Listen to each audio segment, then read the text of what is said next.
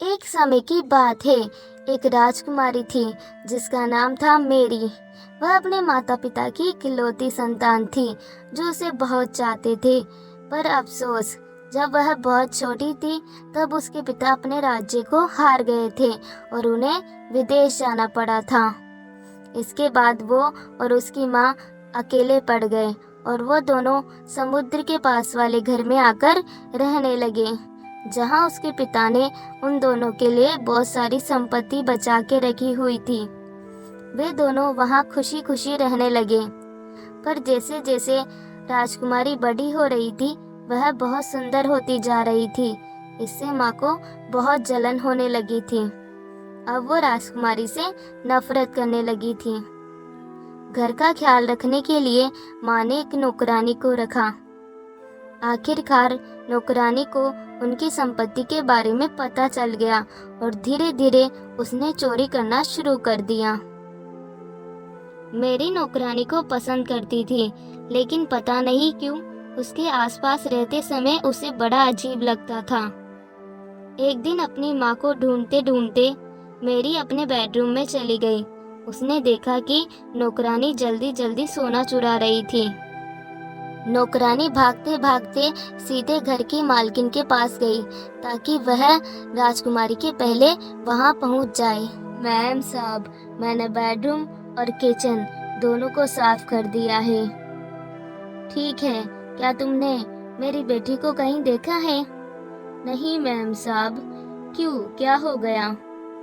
वो पूरे घर में ऐसे घूमती है जैसे पूरा घर उसी का हो। इस बात से चिढ़ होती है। मुझे लगा आप अपनी बेटी से बहुत प्यार करती हैं।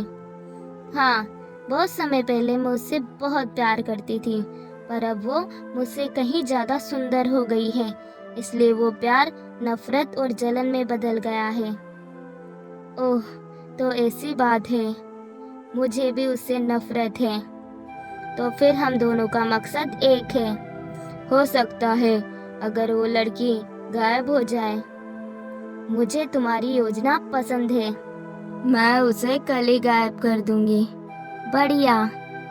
मैम साहब, आपकी बेटी मेरे बारे में झूठी बातें बोलेगी। घबराओ मत, मुझे पता है वो झूठी है। वो मेरे कान नहीं भर सकती है, खास करके तुम्हारे बारे में। तुम वफादार हो और तुमने मेरी अच्छी सेवा की है। दूसरे दिन बैरीज के बगीचे से वापस लौटते समय मैरी बैर लेकर सीधा किचन में गई। मैं आपके लिए टोकरी भर के बेर लाई हूँ। ये बहुत स्वादिष्ट है। बेर अच्छे नहीं होते हैं और तुम्हें खेतों में नहीं जाना चाहिए था। जल्दी से इससे टोकरी ले लो। और तुमने सुन लिया ना, आज के बाद तुम खेतों में नहीं जाओगी। जी माँ। क्या मैं आपसे कुछ बात कर सकती हूँ अकेले में? तुम्हें जो कुछ भी कहना है तुम इसके सामने कह सकती हो। हमारी नौकरानी हमारे यहाँ चोरी करती है। नहीं। हाँ, इसने सोना चुराया और शायद यह महीनों से खाना और धन चुरा रही है। तुम्हारी इतनी हिम्मत? वही तो। इससे नहीं, मैं तुमसे कह रही हूँ। हमारी नौकरानी बहुत ही ईमानदार और वफादार है और ये कितनी बुरी बात है कि तुम ऐसी औरत के बारे में झूठी बातें बोल रही हो। मैं झूठ नहीं बोल रही हूँ, आप मेरा यकीन कीजिए माँ। नहीं, अब और कुछ नहीं सुनना चाहती मैं। जाओ अपने कमरे में। मैरी सीधा अपने कमरे में गई। कुछ देर बाद नौकरानी कमरे के अंदर जबरदस्ती घुस आई और मैरी के कुछ कहने से पहले ही नौकरानी ने उसका हाथ पकड़ा और उसे उठा के बाहर ले आई और बग्गी में डाल दिया। नौकरानी मैरी को राज्य के बाहर ले गई। वे जल्द ही राज्य के अंत में पहुंच गए। मैरी जल्दी से बग्गी से बाहर निकली। तुम्हारी माँ तुमसे पीछा छुड़ाना चाहती है और तुम्हें मारने के लिए कहा है। तभी नौकरानी राजकुमारी को कुएं में धक्का मार देती है। मैरी जैसे ही कुएं के अंदर गिरी, उसने अपने आप को एक परी की जादुई छड़ी पर पाया। दरअसल परी ने नौकरानी को यह सब करते हुए देख लिया था और मेरी को बचा लिया। ओह, मैं सुरक्षित हूँ।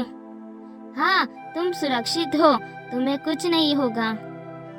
अब तुम्हारी माँ और नौकरानी को मैं अच्छे से सबक सिखाऊंगी। इसके बाद परी अपने जादू से उन दोनों को वहाँ बुला लेती है। तुम बच गई? हम यहाँ कैसे आए? हाँ, हम यहाँ कैसे आए?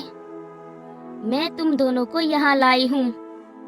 इसके बाद परी ने उन दोनों को कुएं में ही कैद कर दिया और राजकुमारी मेरी को सुरक्षित बाहर निकाल लाई।